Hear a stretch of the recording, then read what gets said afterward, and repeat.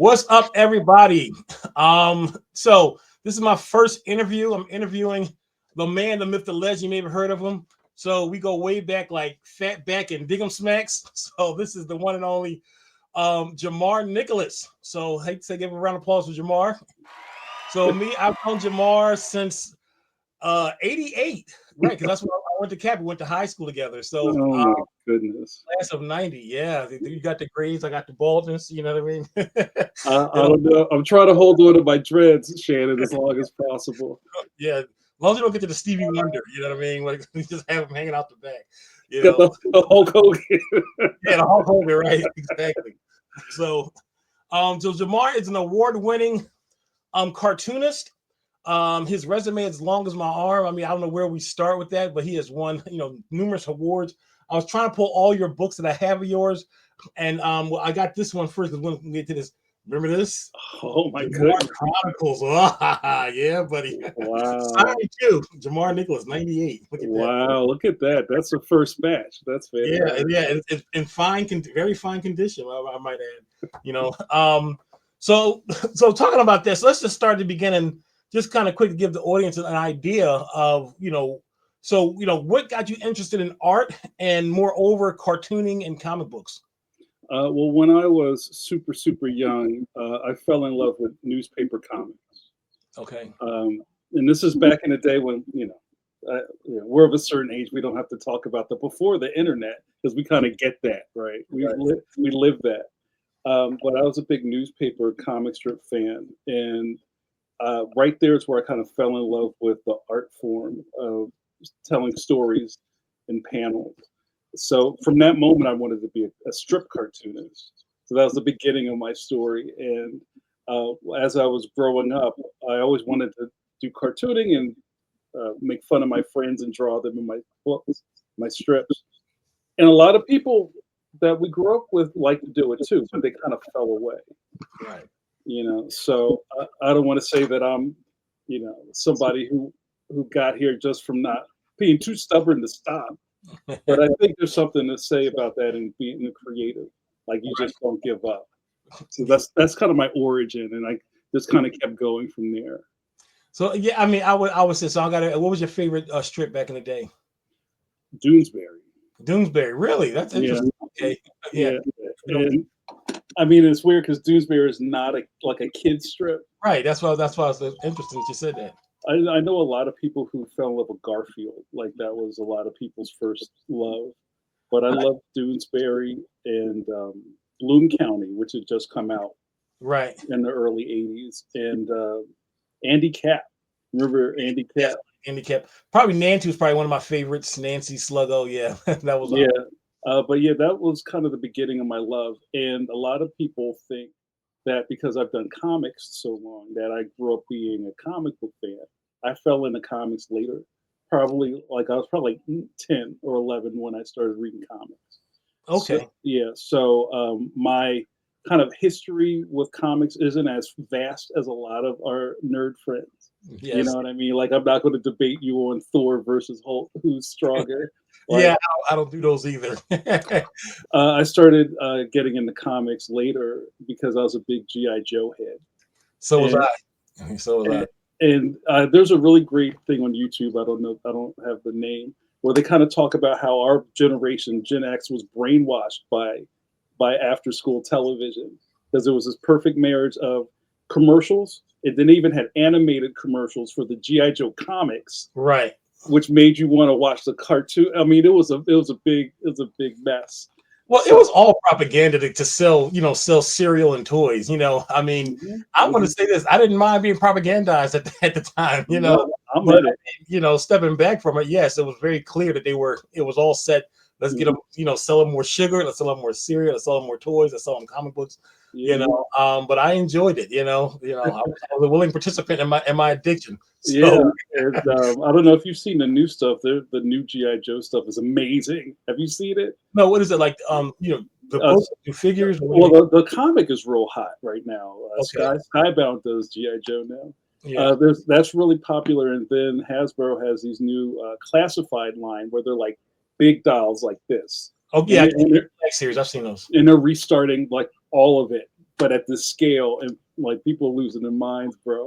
They got us hooked. It's bad. Yeah. But anyway, I got into comics later, and that kind of started to form my love of long form storytelling. So Okay. that's kind of what comics did for me. So just real quick, what was the comic that got you, that hooked you? Was it G.I. Joe? It was G.I. Joe, and then it may have been X-Men. That was like boom, Yeah, boom. It was that was G.I. me. And I think I started late. I think my first X-Men comic might have been 205 or something. Really? Wow. Yeah, Yeah. it was late. Yeah. Yeah. Because I no, see, it's the nerd part. I know a lot of people started in 200. That was like the trial of Magneto. So I was before that. I always tell a story. Mine was X-Men, Uncanny X-Men 162. And Wow. yeah, because my dad, he used to talk about how he used to collect comics when he was a kid. And I used to have the first issue. Of course, he tells the story. I had the books, grandma threw them out, that whole story. Yeah. He used to work at a soda shop where they had books. So he had a lot of books, but they all got thrown away. So he used to take us to the comic books, store, like the conventions, when the conventions were like dusty old Days Inn and the basement, those conventions. You know what I mean? The banquet hall of a holiday. Yeah. Right, holiday, right. So we used to. I had books, but I wasn't like in love with it. And then my brother, he had Uncanny X-Men 162. And it was like laying around the house for like a week. You see it. It was in the dining room. It was in the kitchen. It was upstairs. And then one day I just decided, I was 9 years old, picked it up, and I was just like hooked. Like, wow, this is amazing. Like I was just blown away. And from that moment, I was like, okay, I'm hooked to this. Yeah. You're in the pipe. Yeah. That's what's up. So I got my run for X-Men. I got like unbroken from like 179 all the way to like 250 or something like that. But anyway, enough nerd stuff. So so moving forward, so going from loving the art form and loving what you're doing, what was the first comic you created, your first characters or comic said, I want to do this way, or I'm gonna start putting it down? Well, you know what? It's funny. I have this history of like drawing people I know in my comics, because that was one of the first things I fell in love with, was making people laugh. Okay. And I even remember I was like in second grade or something, and I had this friend, and his name was Andrew, and we sat on the school bus. Like there was a hot second that I lived in the suburbs. Like I lived in Springfield, like in Morton, out in Springfield, Delaware County. And I rode the school bus for the first time, and I had this friend, and I started drawing comic strips of him going through these adventures. I don't think I ever showed him, but it was just kind of like I was just like adding these attributes on somebody who existed. And this is interesting we're talking about this, but I did that a lot, and that may have been the first thing I did, and I think it was just called Andrew, and I started making these characters who all kind of like looked exactly the same. They had different haircuts, and they all kind of stood with their arms behind their backs, and that was like my my lineup. And I didn't really get too far with it because I was still trying to work on controlling these characters I was making. I wasn't telling stories yet. So when did you get to a point to where it's like, I'm ready to give this to the world? I'm ready to put something out there. I want the world to see what it is that I can do.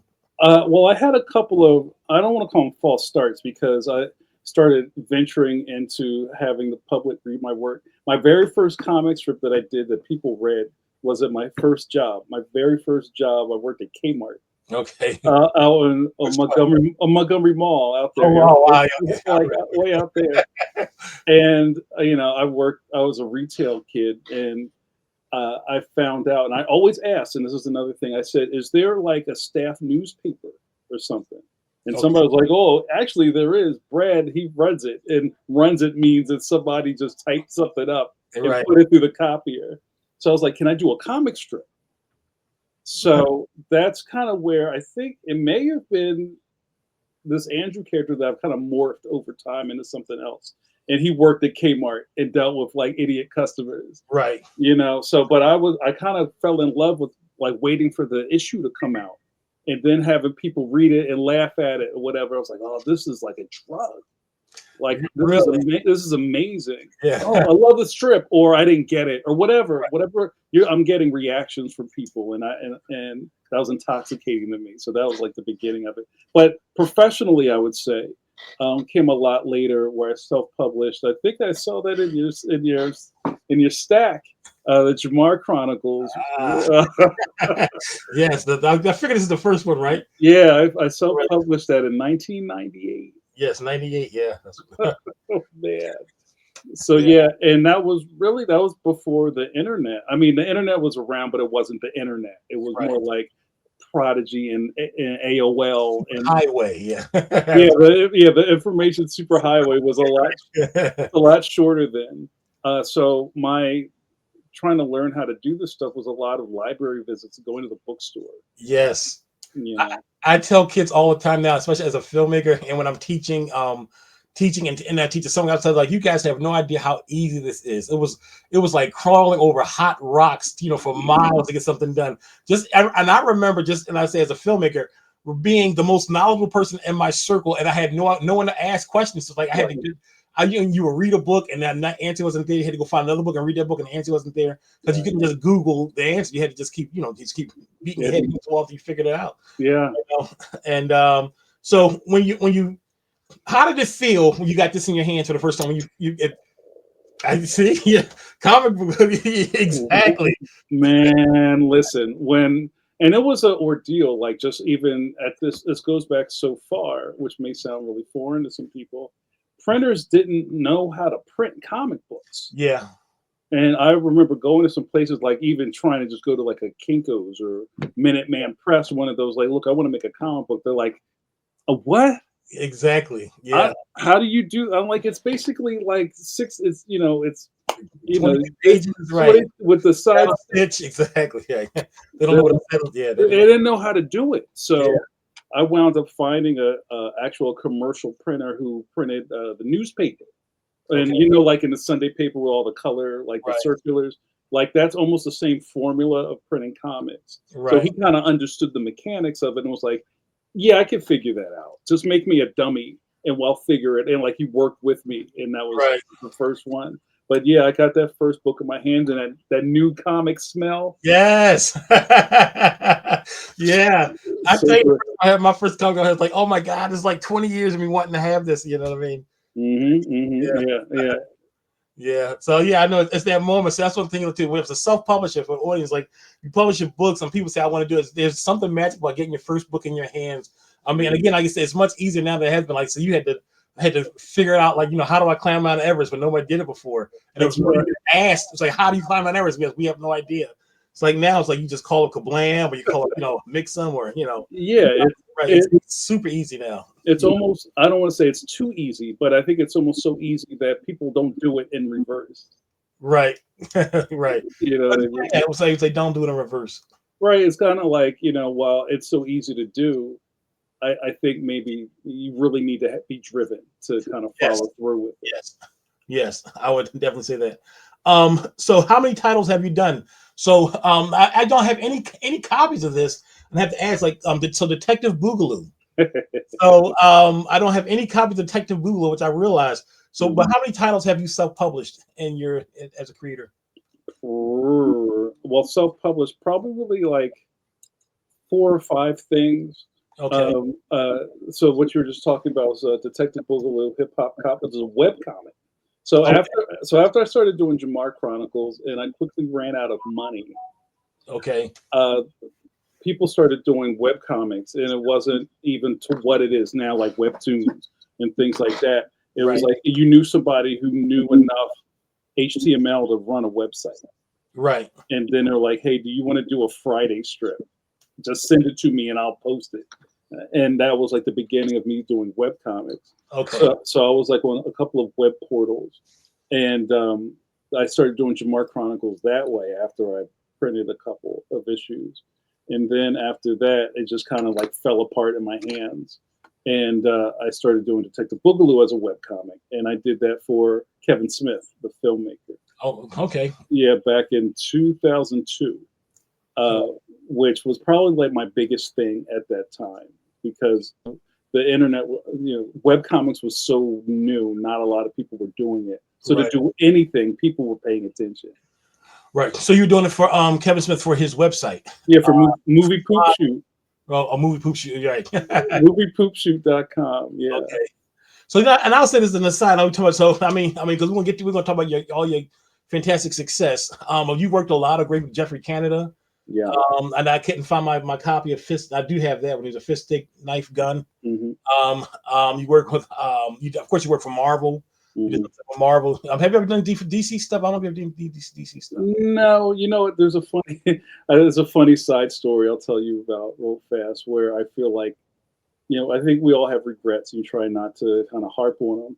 But there was a point where I probably would have been doing DC work, but like my ego got in the way. That sounds weird because I'm not an ego dude. But this one person came up to me at a comic book convention and was like, "Oh, what are these things you're doing?" And I kind of had this, I call it my Peter Parker moment.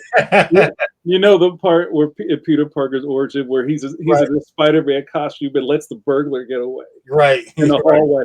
Yo, just stop that dude. He's going for the elevator. It was like, hey, that's not my problem.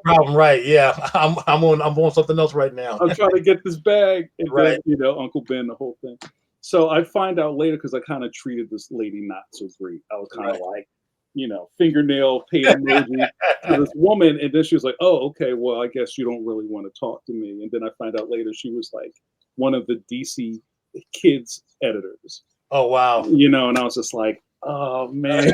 See, always treat everyone, even if you don't feel well. Because so I'll say this, even when I was, and I never say I was famous. There was a time where I was a little more known when I was, at one point. And I used to have people walk up to me and say, hey, man, I love your show. I love your show. And I always try to be kind as I can. Say, oh, thank you. I appreciate it. Thank you. I appreciate it. Even if I was feeling bad. And I ain't going to get that story.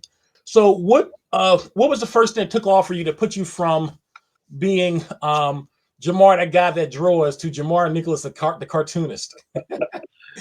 I think it might be Detective Boogaloo, but after that, I think it was Fist Stick Knife Gun, because that's when all of a sudden people were like, "Oh, okay, I saw you in Barnes and Noble, like you must be on that." Right. But and even at that point, I had been doing stuff for 15 years already, so it's just kind of like your whatever catches up to your output, Right, and that's the thing, and why it's so important. I say, but you do it because you love it. I talk about doing indie comic book publishing. Is that this is a marathon business, and I always talk about it's an art form, and we do it because we love the art form. But it is a business. You have to treat it as a business, and it's a marathon business. They're quick flips. Like I print some T-shirts in front of the Whitney Houston concert, and I'm saying Whitney because I'm thinking about Martin, Whitney Hutton, right? And then you flip them in front of the concert, and you make your money back. You know what I mean? Quick flip stuff. So this is not that kind of business. Like if you want to be in this, it's a long process. It's doing the work, enjoying the journey. One after another. You get your wins, you take your losses, and eventually, if you're serious about it and you're good about it, I mean, most people I've seen do come out on the other side, successful. And whatever level of success you're looking for. It takes a while. It takes a while, right? Yeah. But again, like do you regret the journey? No, exactly, not at all. Even that little story, my Spider-Man story I told you about, showed me a bit of humility. Even though, and you've known me for a long time, I've never been that dude. Right, exactly. But we're human, and you kind of maybe at that one day you're feeling yourself. You know what I mean? That was Peter Parker, because Peter Parker's not that dude. With that one moment, you just got it's almost like the one moment you just say like, whatever, you did it right. It's almost like, haha, that's why you don't do that. Yeah, great power, great responsibility. So. Yeah. But it happens to all of us, and you just learn to be gracious. I also learned a lot from Jeff Canada, because for people who don't know, Jeff is a really important educator in New York City, who kind of created this whole like kid college and like whole zones of Harlem where he had like promising kids that he would take them from birth to college. Right. And that stuff has been paying off over the last couple of decades. But I did this book with him, and I was in his presence, and just watching this person just exist and be very gracious to everybody that was around him showed me a lot. Okay. Also. So you're a sponge. You kind of take things from all the people you interact with. But I learned a lot about patience and being humble from him also. Okay. This is Leon. So I have the original Leon. This is and then it went from Leon to Leon, defender of the protector of the playground, to Leon, the extraordinary, and now Leon, which is out now. Worst friends forever, yeah. Ever. So my first question is, how did you come up with Leon as an idea, as a character, as a cartoon? Well, it's funny. I came up with Leon a long time ago. It's almost like a sidebar idea for the Jamar Chronicles. So my Jamar Chronicles comic, the first thing you held up, was kind of pre Rick and Morty type of, like my character was me jumping through dimensions trying to save the world. That was before Rick and Morty existed, before Dora the Explorer existed. There's pieces of that. You know what I mean? Like, you come up with stuff and you just try to execute it. And one of the stories I had that I never published was about my character Jamar going to a dimension where this little kid was the main superhero or the main savior of this world. But he was a kid. It was kind of like Robin without Batman.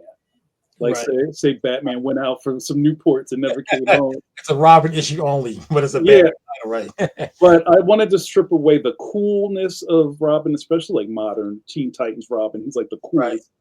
He's, the strategic leader. And it's just a 10-year-old kid. Right. He's like a kid and your dad didn't come home. So it's like, I don't know how to drive. Right. I don't know how any of this stuff works. So he would go to school in his costume because why not? Right. So that was the original idea of Leon. And then I moved a lot of stuff around. But I kind of put it in my pocket and didn't really do anything with it because it wasn't time. And what's happening in the kind of pop culture world at the time is that, we've gone through these shifts of, geek culture is pop culture now. Right. It just is. So remember the hyper violent era we went through with 300 and Watchmen. Oh yeah. Kick Ass, and everything was like the most violent idea of a superhero movie or comic. Right. And then I was starting to think like the pendulum has to swing back the other direction at some point. So that's when I brought Leon out of the gate. I'm like, come on, it's time to go, buddy. And I kind of dressed him up, and it was refreshing because we spent all this time dealing with these hyper violent superheroes who starting to taint superheroes. Right. And I brought this kid back who tries to help kids out, and he uses common sense, and he doesn't like violence. Right. That's another thing. I don't really push that because I think it kind of turns people a little bit. They're like, what do you mean he's a superhero? But if you think about it, is my little soapbox. We as a culture love superheroes. We love what they stand for. We like the superhero pose. We like all that. Right. But they solve their problems by punching people. Or putting claws through somebody's stomach. Right. You know what I'm saying? So I wanted to kind of take the superhero trope and kind of make it talk, answer these questions for itself. How can you be a hero and also tell kids to look up the heroes when they're violent and they solve the problems with violence. Right. So if you read these Leon books, you'll see that it's not the main thing, but it's in there. He tries his best to figure out another way to solve it. Not right. Yeah, and I love that about Leon. So, and the question I have to you like this too. So, were there individual books at first before you did this one, or it was just? No, there was a couple of iterations of that. So at one point, it was a comic strip. See, going back around, it was a comic strip, and then I did, for you collectors out there, the very first Leon thing in print, like in book form, was an Even More Fun Comics. It was an anthology that came out through I think the Comic Book Legal Defense Fund. And it's a black and white 6 or 8 page story where Leon is probably the most unlike Leon he ever was. Okay. So he's younger. He was like in 3rd grade. He had a lisp. Okay. There's a lot going on. And I've just been kind of working on this character for a while. So there are a couple of different ways that he looked before he got to where he is now. So when you're developing a character, and like you said, and one thing I love what you said is you created a character and it wasn't, but you put it out there and then you feel like, well, maybe I'm going to change this about him. Maybe I'll change that about him. And I noticed and I had to ask you about this too.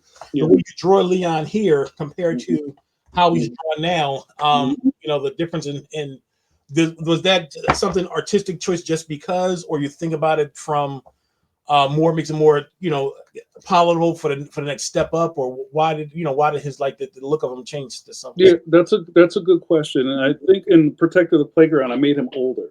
And then in the Scholastic series, I tried to make him a little younger. Yeah, okay. So he does look a little younger, and I think he connects. He started to look a little older in the newest book. Okay. So my intention is to age him. Right. But I thought in the Extraordinary, especially because I'm introducing this character to a whole generation of kids, I want to start them off at the ground floor with Okay. it, so I kind of de-aged him a little bit. Okay. So, and again, as a business, why did you decide, why did you get to the point to say, I want to self-publish my own book? I self-publish this. Was there a natural inclination from the beginning, or did you think about trying to shop it to book publishers, or how did you come to that? Well, really, the long and short of it is that I had kept working on these little mini stories and side stories, and that 8-page thing I told you about was kind of the genesis for Protector of the Playground. Some other creator buddies of mine did a Kickstarter. My buddies John Gallagher and Rich Faber, and I had a really early podcast with those guys called Comic Book Diner before people were in the podcast.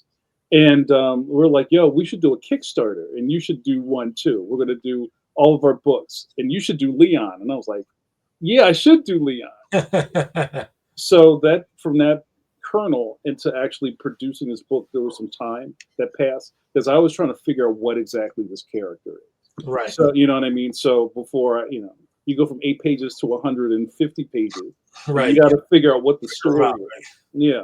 So, after that, and it came together, and I after we fulfilled the Kickstarter, and then I took it out into the world. And this is something interesting maybe we could talk about, because I know a lot of people are really about the Kickstarters, but I think some people are about making Kickstarter kind of like the way that they make books, but they don't think about pushing them past the backers that, they gave their rewards to. So, I fulfilled this Kickstarter stuff, and then I was just like, I'm going to order more books and take them out, take them on the road. You know what I mean? So that's where I found out that it was the perfect moment. And who knew, Shannon? We don't know. Right. You never know.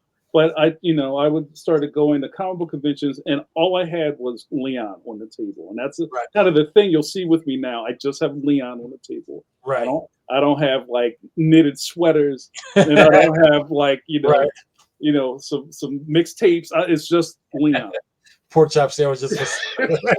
Except for applesauce, right?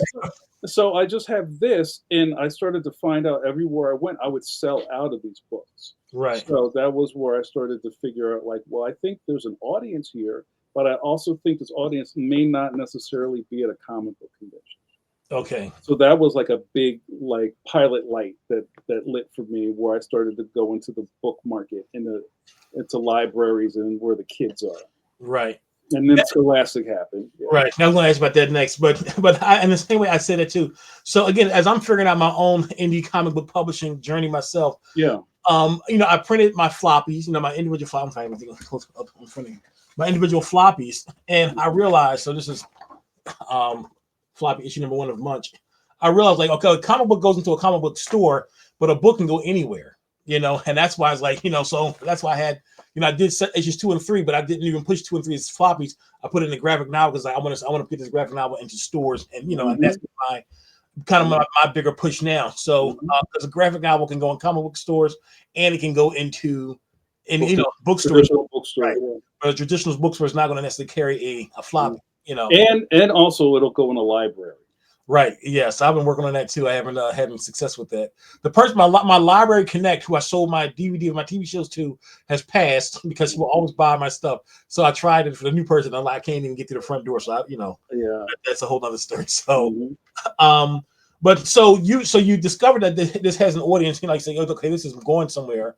I feel it. So how did it get to the point of you selling it to then getting to Scholastics, and then tell me that Well, so I learned a lot about this new world when I adapted that Jeffrey Canada project. That's where I believe that book came out through Beacon Press in Boston. It's a really old publishing house, and it was distributed through Random House, and that's a whole other world, Shannon. Yeah. People think comics and things at the Barnes and Noble are the same. They are and they aren't at the same time. It's a whole different language. It's almost like knowing German and knowing Spanish. They're both languages. Right. Right. Very different. They're very right. You can speak them, but they're both very different languages from each other. So I learned after the whole thing with Fist Stick Knife Gun was a big learning process. I learned that it was really important to get a literary agent. So it was important to get representation.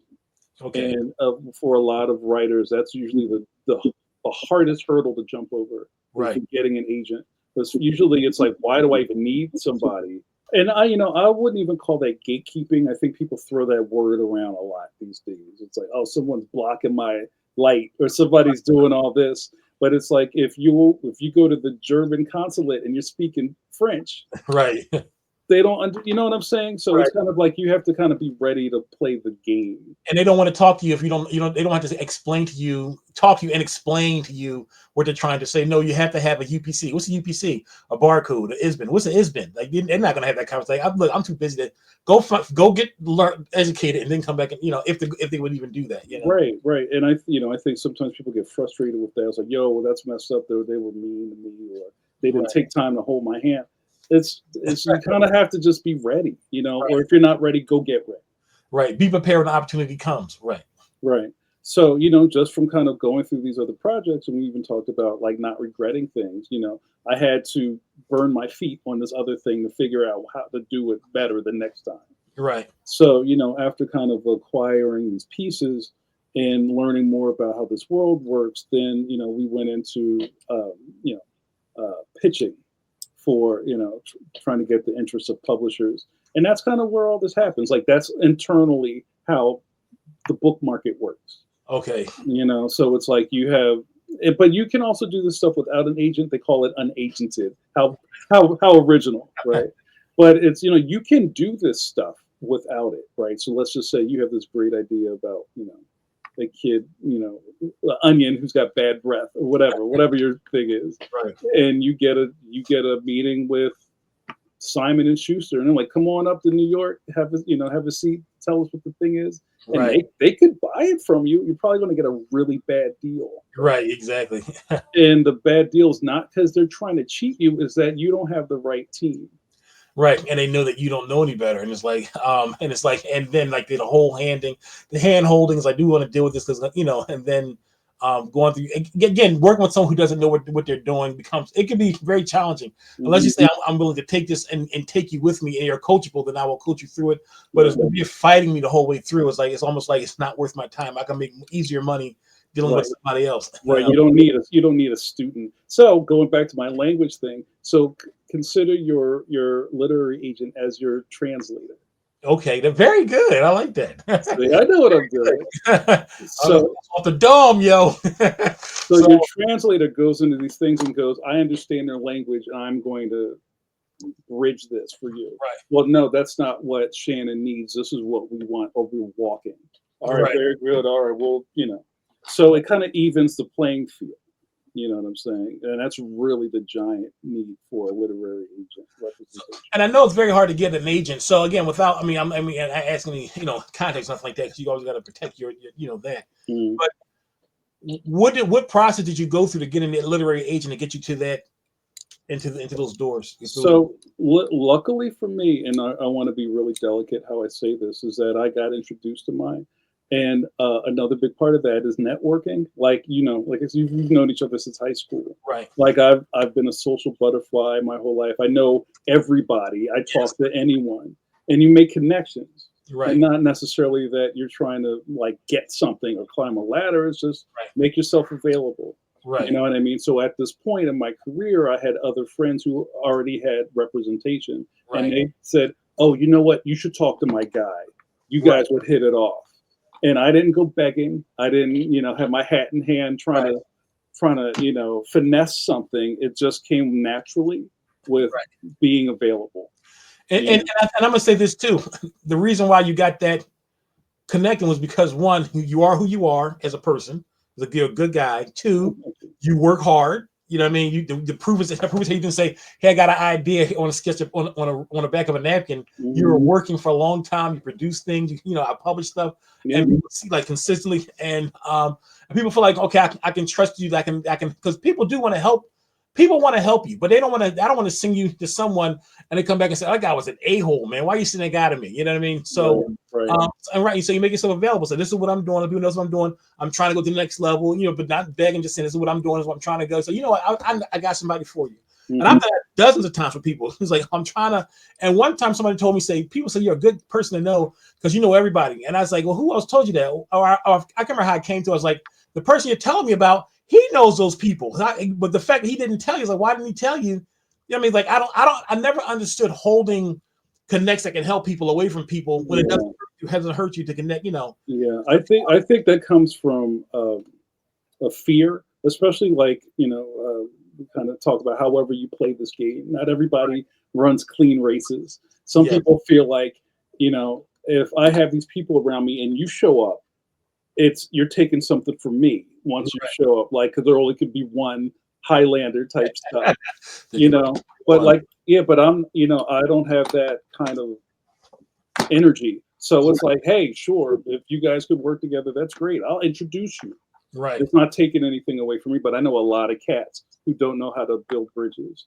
So you're right with that. So, so real quick, just to wrap up the agent thing. So the next thing is, just because I was introduced to this person doesn't mean that they're like, fine, it's great, here's the paperwork. Right. It's almost like dating.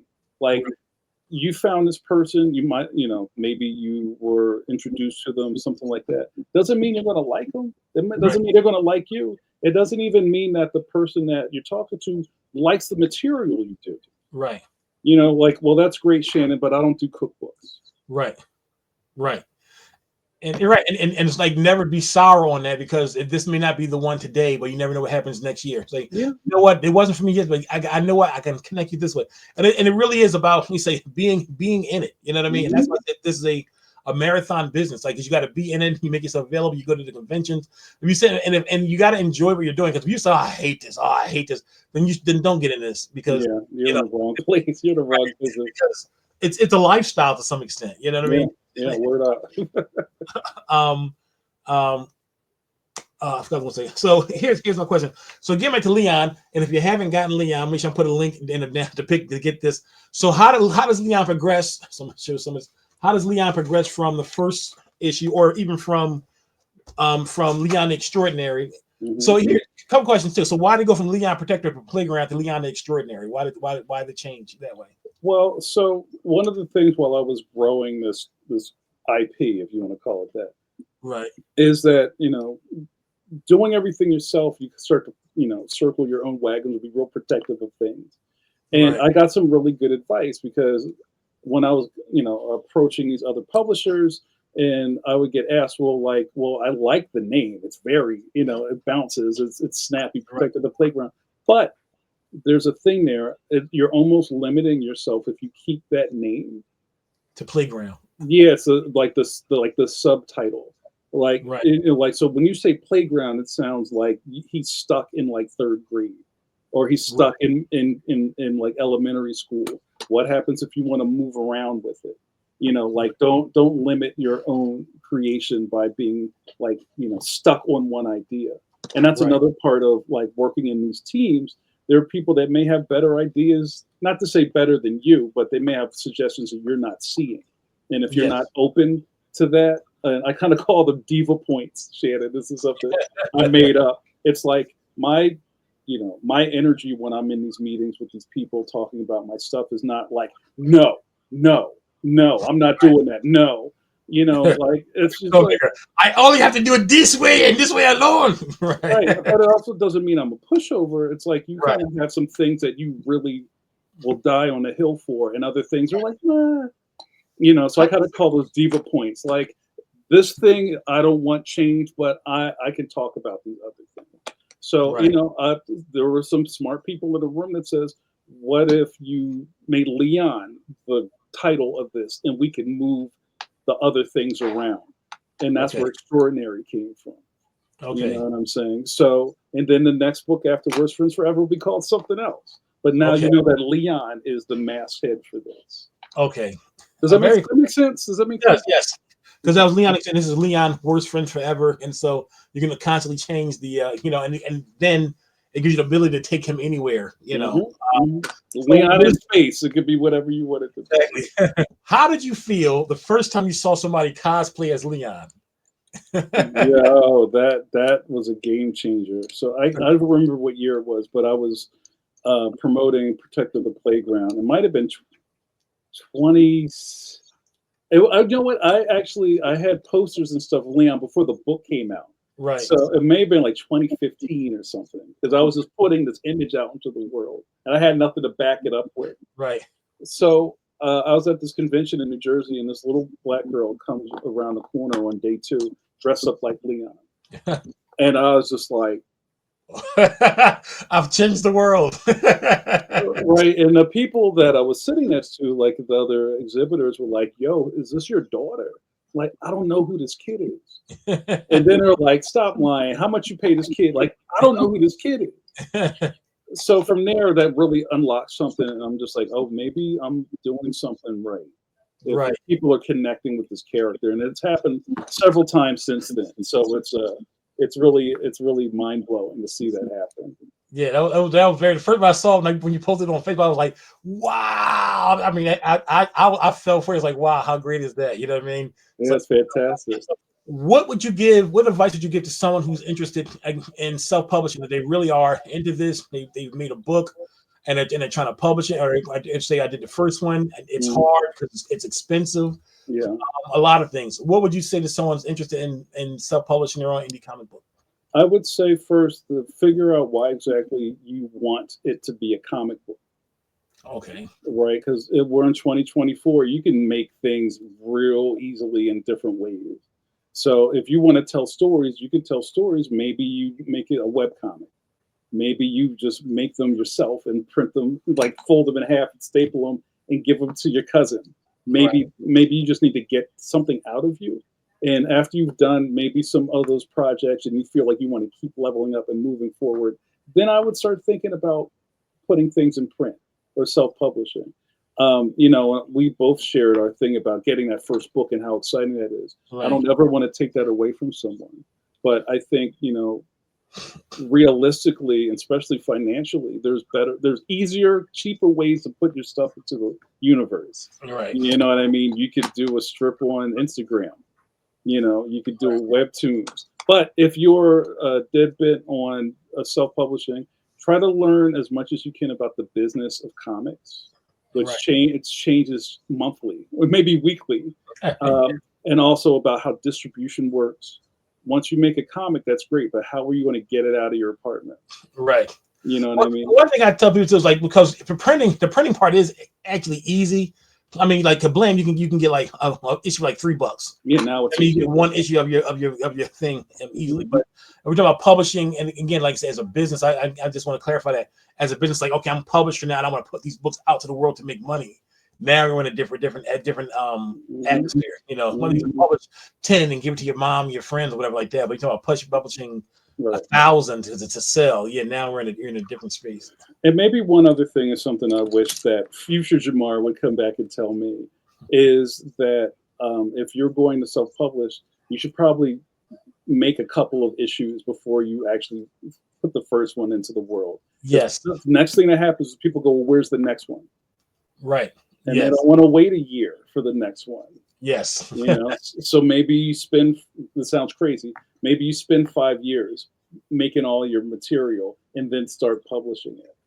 And that was advice I got when I was seeking advice as far as with it. I was told, get the first 3 done and then put it out. And that's what I did. Like I had the first, so I put the first one out and then the second one. I did. There was like a 6-month time period. Mm-hmm. But my goal now for the books that I publish and things that I want to do is to do 2 graphic novels a year for whatever title I put out. So this is like 6 issues. You know what I mean? So and then again I was advised to bind them as 3 issues pieces. So I put out 3 floppies a year. 3 floppies turn into this, another 3 floppies turn into this. So 6 issues a year for whatever title I do.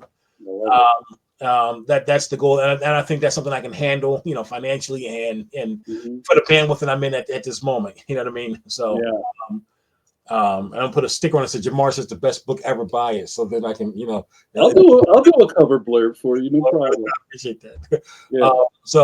Well, thank you, sir. I really appreciate your time. You know what I mean? So please support my good friend Jamar Nicholas. Leon Extraordinary is the new one right here. Leon, Friend Forever. Pick this up. You can get this one. And if you want to get,